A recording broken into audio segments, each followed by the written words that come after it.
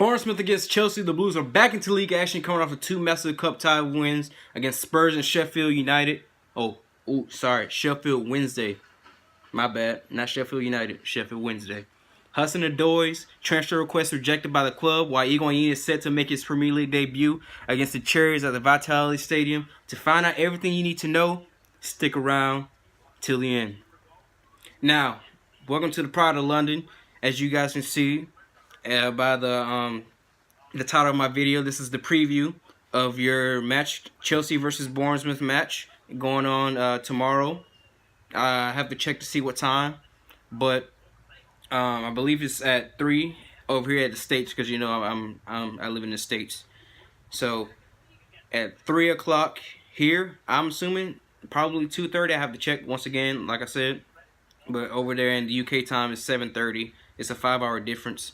So yeah. But Bournemouth, they currently sit 12th in the league, and in their last 5 games, they have only one victory. They have only won once, with a 2-0 victory their last time out against West Ham. So, you know, they haven't really been in the best of forms lately. But Bournemouth is a very solid team, defensively, and they always tend to give us a tough time. I'm not going to mention last season what happened. You know, they embarrassed us. You know, it's all good. It happens. You know, we had a bad season, and we're over that. You know, we're over that. Anyways, they've conceded 13 goals in their last, and within this time frame, these share games, they've conceded 13 goals. Granted, it includes a 3-1 loss against Brighton in the FA Cup. Colin Wilson is their leading scorer with 10, which, you know, with all due respect, is Bournemouth. That's pretty impressive, you know. They have 10 goals in the league against a team that's not really considered to be one of the strongest in the league. It's almost alongside that, I believe it was, Charlie Austin. I think he was with QPR, I'm not sure. But he had like 17, 18 goals, and we were linked with him, but we wound up not going after him. That was when really people were like being pressured to like get English players, because, you know, with the whole, I think you guys have Brexit over there in UK. I don't know if that's still in the, I'm pretty sure it is, or else they would have announced it, but because of the big Brexit thing, you know. So yeah, Colin Wilson, you know, is another player that we've been linked with. He's been doing well this season. He has been battling a little bit of a knee injury lately, so he might not be in contention for the game. So that's, you know, obviously I don't want him to be out. I don't wish any harm to him. Hope for a speedy recovery. But personally, it's great news for us if their best striker is out, possibly out for the game. But I'm only taking that with a grain of salt, because last time I got news that, you know, when we played Spurs, that not only was Harry Kane and Dele Alli going to be missing, but Lucas Moura and Sissoko and I believe Wanyama, they were all announced to not be able to play. They're not going to be able to play because they haven't completed a full training session yet. But they wound up playing the whole game, even though that, you know, some of them, I think Sissoko came off with an injury in the middle of the match. So obviously, you know, I'm taking it with a grain of salt this time. But we should be able to come and do the job, even though it's a away game, and recently they have been giving us a tough time. I feel like we can rally through, and we can actually do the job. You know, we have a striker now. We have a central target to go to be direct, and that's the key. You know, I know against Sheffield Wednesday, you know, Higuain, he was extremely impressive with his movement and his movement off the ball. You can see a little bit of Diego Costa, you know, as far as being able to move without the ball, and his first touch being great, being able to link the play with other players. He had to do that a lot, because against Spurs, no, not against Spurs, against Sheffield Wednesday, he had to drop back in deep because he was not getting any service. They were completely shutting off the middle channel and denying us any access to the middle, so that forced us out wide, which teams typically tend to do. But they were just content with just packing the midfield, congesting the midfield, and forcing us out wide where we're at our weakest. And Willian kind of played more of a Hazard role, and as far as like creating through the channels and stuff. and he played well. I didn't like his body language. Up until he got the second goal, because I feel like, I don't know, his body language kind of throws me off a bit. But he had a great game, pretty good, solid game. Uh, you know, we played Bournemouth twice earlier this season, with that being a 2-0 victory at the beginning of the season and a 1-0 victory against them in the League Cup. So obviously, they give us a tough time, a good run for our money. And both of those games, I believe we scored late goals to win. Definitely the second game we scored a late winner, and we went through. Now, Sarri in his last press conference, he discussed Hudson Odoi and his recent transfer request being rejected by our forgot her name. He's Ski. I think that's how you pronounce the name. But yeah, that's pretty good news. Sarri said it's a big thing, because um, he stays with us for the rest of the season, and he's been constantly making new strides, and he's been impressing. Sorry, he's grown a lot in the past 2 or 3 months since he's been consistently starting more. Um, you know, Sorry basically said that he possibly might stay beyond the summer. And he's gonna definitely be a massive player for the England and also Chelsea. And this is a big thing. Granaskia, she gets a lot of slack from me and a lot of heat from me. Personally, I agree. I do that a lot. I do come at her a little bit, because from the financial side, she's excellent. She's great at making great business deals, but from a football perspective, football decisions, she's not very good. You can tell that she strictly thinks on the financial side of things. Which is probably the reason why she's Roman's right hand man, and he gives her a lot of leeway. But yeah, this gives us our opportunity to give Hudson Odoi the playing time he wants, and a higher role on the team. And I feel like he's probably our second best. No, not probably. He is our second best winger. Let's be frank here. I mean, he does everything that Willian and Pedro does, because Pedro is great at cutting in and scoring with his left foot. He's both foot. He speeds up the play, and he can he has an eye for goal. He can finish. Willian, on the other hand, he's great at dribbling, great first touch, ball control, but he slows play down, and he doesn't put great balls, and he doesn't cross the ball in very well. Both Pedro and Willian don't cross the ball very well, but Hudson Odoi does everything that both of these players does well, and some. And his goal, yeah, it wasn't the best finish, but by the way, David Luiz is teaching Christensen something about that vision, man. That long pass is beautiful. But to have the composure to control the ball in the box, cut inside, and score with your weaker foot, the left foot, that is what we're missing. That is what we're missing. And possibly if Hazard were to leave in the summer, Hudson Odoi can play on the left hand side with Pulisic coming in on the right hand side. That can be very, complimenting. Hudson Odoi playing in his stronger, most preferred position. What else can Bayern offer that we can't?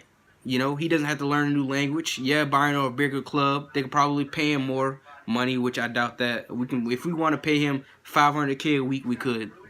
That would be ridiculous, but if we wanted to, we could. So we can compete with him on that level, and he doesn't have to move or anything. He knows the place. He knows what it takes to be a Chelsea player. That's why I feel like a lot of people are writing us off, and a lot of people are saying the deal is done, that he's going to Bayern. But I think personally we are the favorites, and this move by Granovskill just proves that we have we have it in our hands. Only thing left now is, like Sarri described it best, is what's left on the football pitch.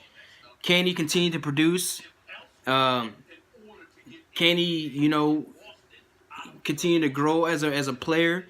And his mentality. He was questioned about his mentality. How do you think an 18-year-old?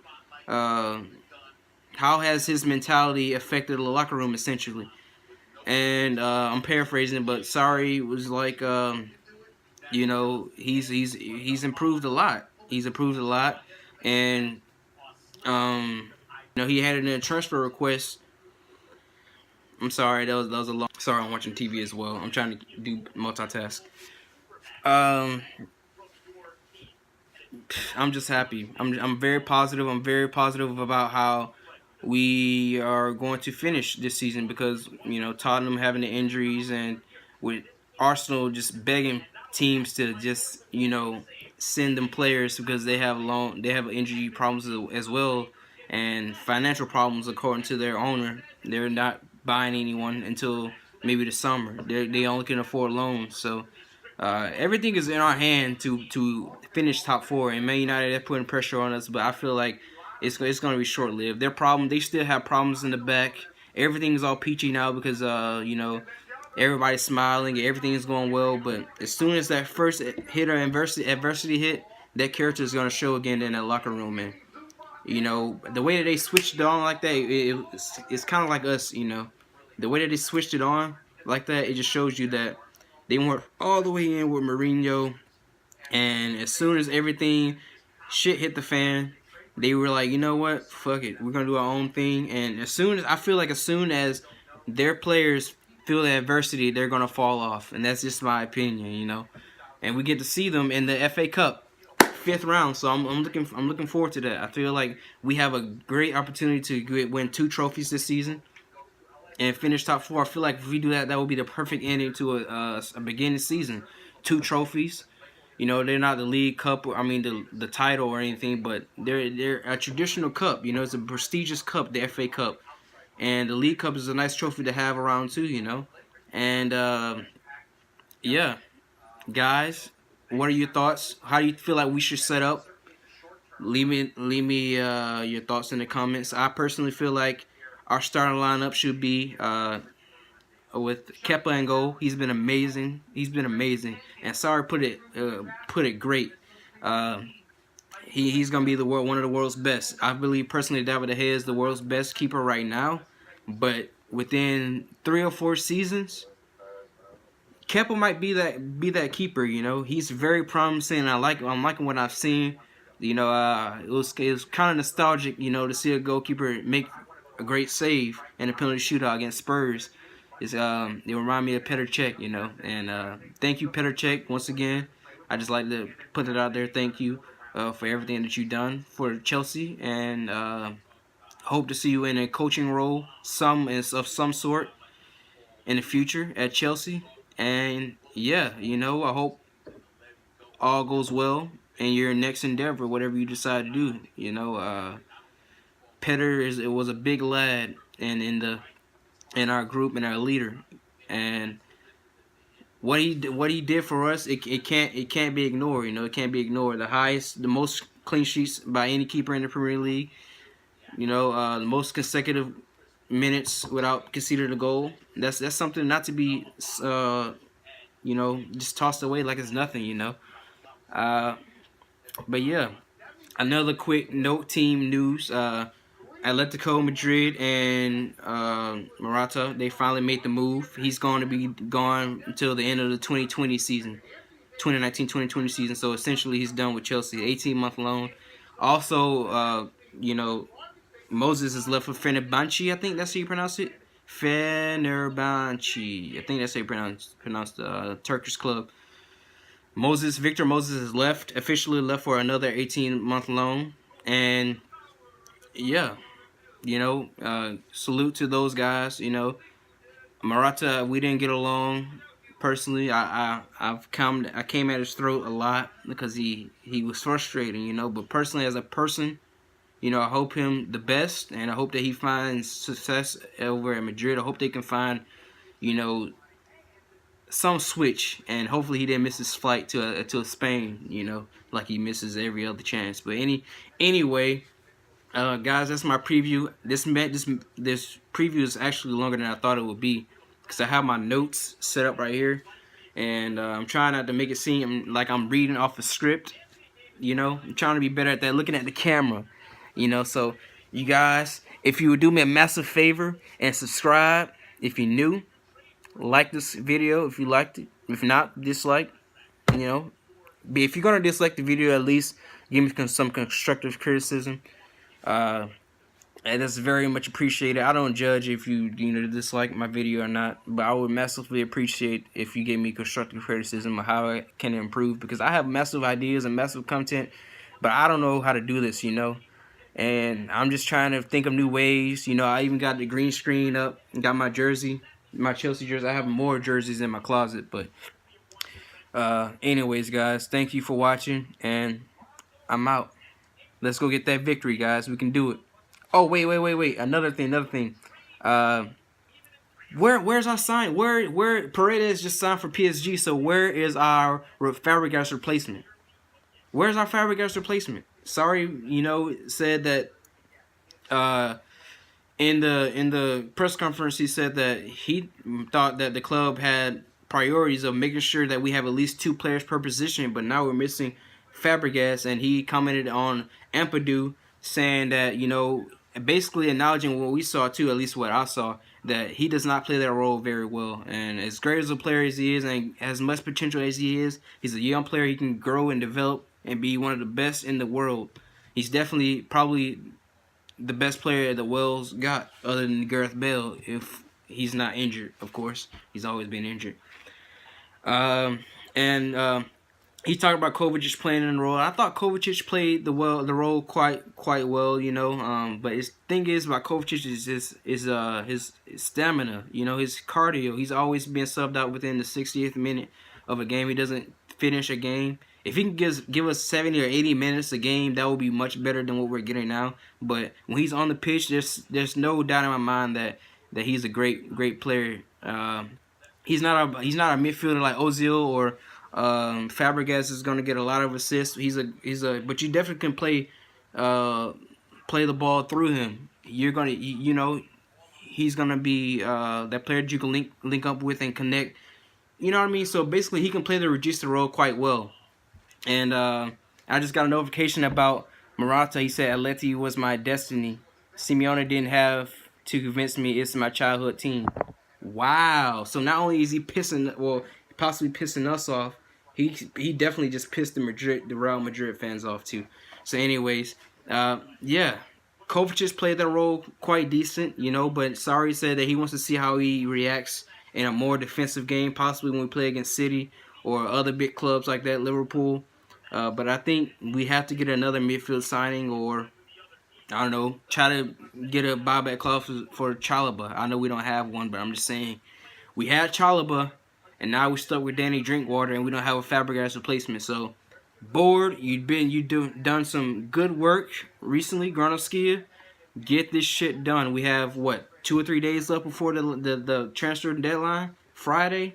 We have to get another player. We have to. Possibly left back. We definitely need another replacement, because I think Marcos Alonso has to go. I'm sorry. He has to go. He's a liability defensively now, and he's already been a liability going forward, so I feel no use for him. And Palmieri has to start. He played well against Sheffield United, and since Alonso played against Sheffield United, then yeah, I just realized I said the wrong thing. I meant he had a great game against Tottenham, Palmieri. So since Marcos Alonso played against Sheffield, Palmieri to start against Emerson. And yeah, my final starter lineup is Hazard and Hudson Odoi as our wingers. Higuain are obviously starting as a striker. Jorginho, Kante, and Kovacic, or Loftus-Cheek if he's available. He played a little bit in the Sheffield game, did quite decent for my opinion, in my eyes. And on top of that, I'm gonna put David Luiz, Rudiger, obviously the obvious choice. Palmieri starts, Kepa in goal, and Azpilicueta. Yep. And another thing, we also got to get another right back too, because I believe Zappacosta is on his way out as well. I got some recent news that he might be out, so we need to get another replacement. Plus David Luiz, not David Luiz, but Azpilicueta sometimes look like his legs are shot, and he's still a great defender. going, but maybe we have to slide him in the center back role because like Ivanovic, he's starting to become a liability on that right hand side. But recently he's been doing great. Him and Hudson Odoi, maybe Hudson Odoi kind of building him out a little bit, but him having Hudson Odoi, he performs better on the right hand side going forward. So him making the overlapping runs, allowing Hudson Odoi to cut inside. The same thing with Paul Mary doing uh, for Hazard. Anyways, guys, now that's the end of my video. So thank you and subscribe if you're new. And I'm out. Let's go get those 3 points, guys. Hey!